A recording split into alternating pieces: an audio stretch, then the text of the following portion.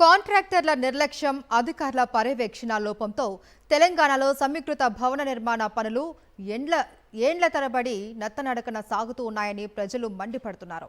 సిద్దిపేట జిల్లా చేర్యాల మున్సిపాలిటీ పరిధిలో ఏళ్ల తరబడి నిర్మాణ పనులు జరుగుతుండటంతో స్లాబులు లీక్ అవుతున్నాయి.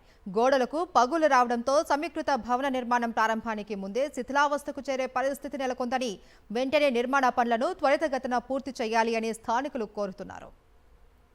2018 సంవత్సరంలో ప్రారంభించినటువంటి శంకుస్థాపన చేసినటువంటి ఇంటిగ్రేటెడ్ సమీకృత భవనాలు నేటి వరకు కూడా పూర్తి చేయకపోవడం కాంట్రాక్టర్ల నిర్లక్ష్యమా మరియు అధికారుల నిర్లక్ష్యమా, ప్రభుత్వ నిర్లక్ష్యమా, నిధుల కొరతనా మరి ప్రభుత్వం నిర్లక్ష్యమా ఏమో అర్థం కానటువంటి పరిస్థితి ఉంది.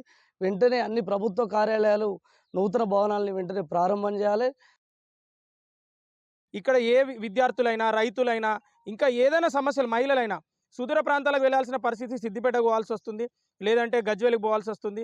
అంటే ఇట్లాంటి పరిస్థితి హుస్నాబాద్, ఇప్పుడు పోలీస్ కార్యాలయము హుస్నాబాద్కు పోవాల్సి వస్తుంది. ఒకవేళ ఈ ఐఓసీ బిల్డింగ్ ఒకే దగ్గర అన్ని కార్యాలయాలు ఏర్పడితే ప్రజల సమస్యలు తీరుతాయి.